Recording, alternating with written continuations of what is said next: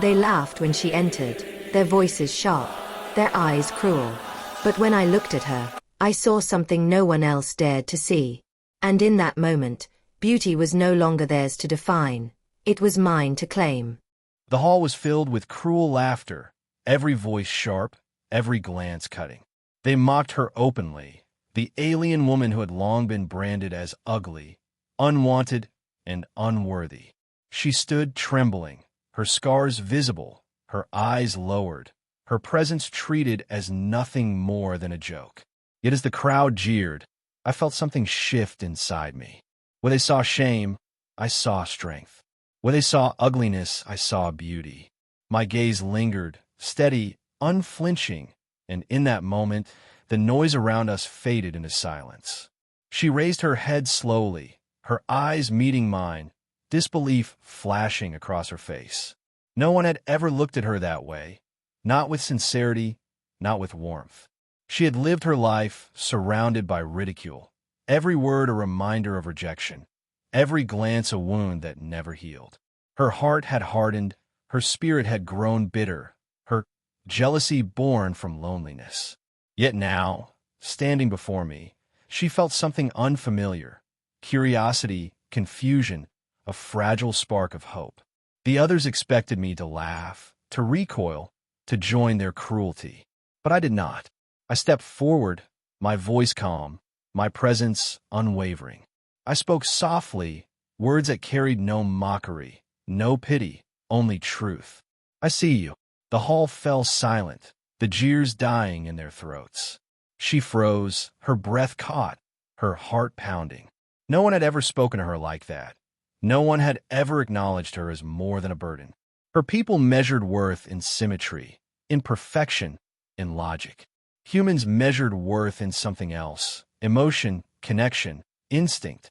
And in that moment, I had chosen not what they defined as beautiful, but what I felt was real. She trembled, her lips parting as though to speak, but no words came. The weight of years pressed against her, the cruelty of her people echoing in her mind. Yet my words cut through it all. She whispered finally, her voice fragile. "Why do you look at me like that?" The question carried disbelief, suspicion, fear. I answered simply, my voice steady. "Because I see your beauty." The word struck her harder than any insult, harder than any wound. She stared at me, her eyes wide, her heart racing, her mind struggling to comprehend. Beauty had always been denied her, mocked, twisted into cruelty. Yet here was a human who spoke it as truth. The crowd erupted again, their voices sharp, their disbelief loud. They demanded explanation, demanded logic, demanded reason. But I gave them none. My choice was not born of calculation, not born of strategy. It was human, raw, unpredictable. And that was enough. She studied me, her gaze piercing, her silence louder than their accusations. I felt the weight of her vulnerability, the danger of her suspicion, yet I did not retreat.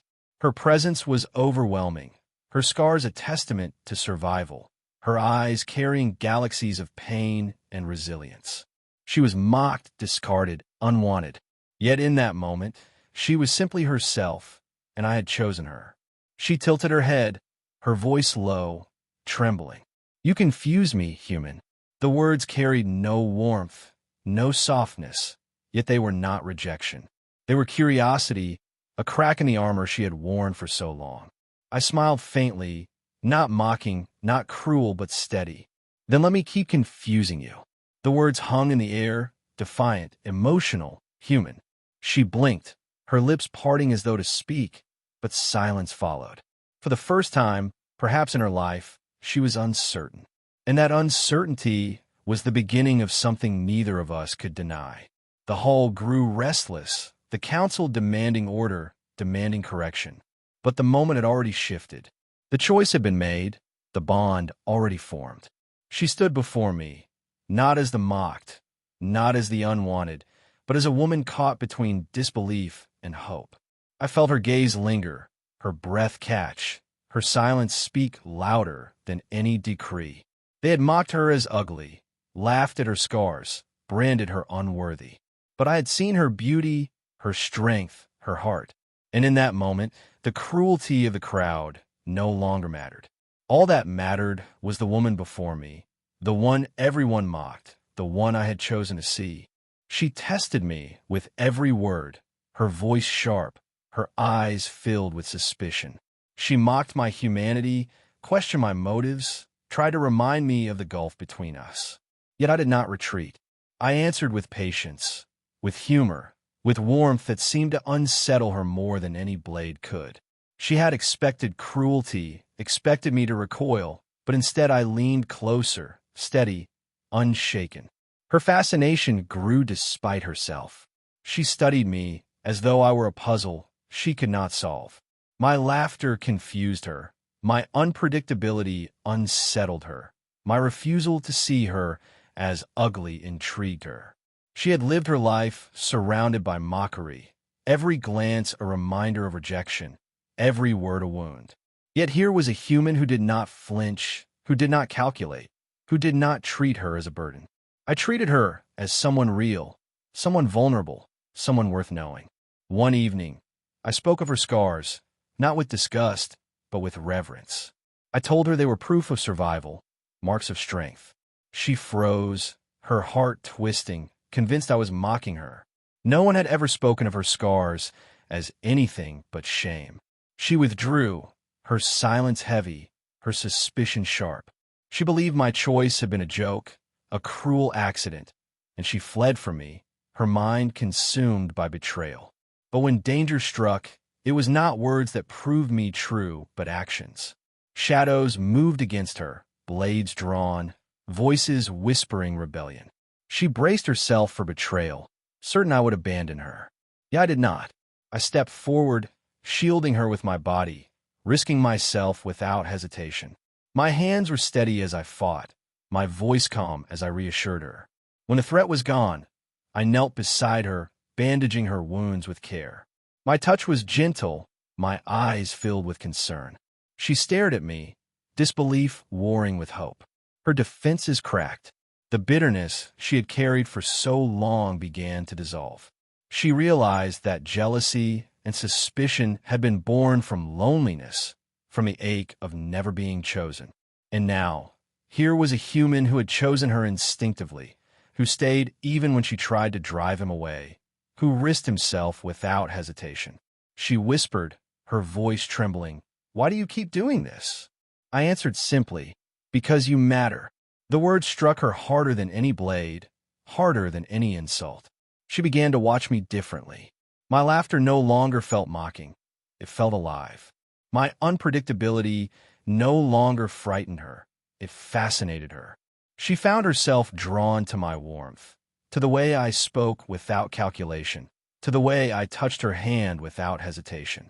She realized that humans carried something her people did not: emotion unbound, love unmeasured, courage born not of logic but of heart. The tension between us grew, subtle yet undeniable. She caught herself staring at me, her breath quickening when my eyes met hers. I spoke of her beauty, not in the way her people defined it, but in the way I saw her strength, her resilience, her vulnerability. She wanted to deny it, wanted to cling to the bitterness that had protected her, but she could not. My words seeped into her, breaking down walls she had built over years of rejection. One night, she whispered, "You confuse me, human, but I cannot stop thinking of you." I smiled, not mocking, not cruel, but warm. "Then let me keep confusing you." The words carried no logic, no calculation, but they carried something far greater: emotion. She felt her heart soften, her suspicion dissolve, her loneliness replaced by something she had never dared to imagine: hope. She realized that perhaps confusion was not something to fear. Perhaps it was the beginning of something she had longed for but never believed possible. She had been mocked, discarded, treated as unworthy, but now she found herself chosen, not by force, not by pity, but by a human who saw her as more than her scars, more than her bitterness, more than her rejection. She felt her world shift, her heart open, her soul awaken. The alien woman understood, then, that humans are different. They were unpredictable, brave, emotional. They saw beauty where others saw flaws, strength where others saw weakness. And in that difference, she found herself falling, not into suspicion, not into bitterness, but into love.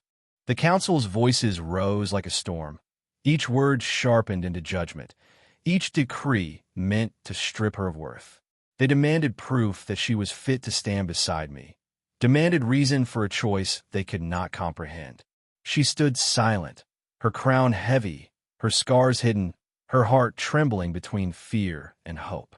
For a moment, she considered retreat, considered surrendering to the weight of their cruelty. But before she could speak, I stepped forward, my voice steady, my presence defiant. I declared that my choice was not mistake, not accident, but truth. I told them that beauty was not theirs to define, that scars were not shame, but survival, that she was more than their mockery. The chamber erupted, disbelief echoing against crystalline walls. They pressed harder, their logic unyielding, their tradition unshaken. Yet I did not falter. I spoke of humanity, of emotion, of courage. I told them that humans did not measure worth in symmetry or perfection, but in the heart that endured, in the soul that refused to break. I told them that she had been mocked, discarded, treated as unworthy, but to me she was radiant, powerful, unforgettable. My words carried no calculation, no strategy, but they carried something greater, truth born of love. She stared at me, her eyes wide, her breath caught. No one had ever spoken for her. No one had ever defied the council for her. No one had ever risked themselves to claim her. She felt her world shift, her armor crack, her soul awaken. The bitterness that had haunted her dissolved, replaced by devotion, by hope, by the certainty that she was no longer alone. She realized that humans were different, that they saw beyond scars, beyond rejection, beyond fear. They saw with their hearts, and in that vision, she was not mocked, not discarded, not ugly. She was chosen. The council demanded silence, demanded obedience, demanded that I step back. But she no longer heard them. All that mattered was the man before her, the human who had risked everything to stand beside her. She stepped closer, her voice trembling but strong. "You confuse me, human," she whispered, "but you have given me something I never believed I could have." I met her gaze, my eyes unwavering, my presence steady. "Then let me keep giving it to you." The chamber fell silent, the weight of her words echoing through the hall. She reached for my hand, her fingers trembling, her scars visible, her vulnerability laid bare. I took her hand without hesitation, my grip firm yet gentle, a promise without words. The council gasped, their disbelief shattered by the undeniable truth before them. She was no longer the mocked, no longer the unwanted. She was a woman who had chosen, and she had chosen me. Her heart melted, her soul ignited, her world forever changed. She whispered, her voice soft but powerful, "They mocked me as ugly. You carried me as beautiful, and now I carry you as mine." My answer was simple, my voice steady, my words unforgettable. "And I will never let you go." The crystalline walls shimmered, the silence heavy, the moment eternal. She had been mocked, discarded, unwanted. But now, she was chosen, loved, cherished.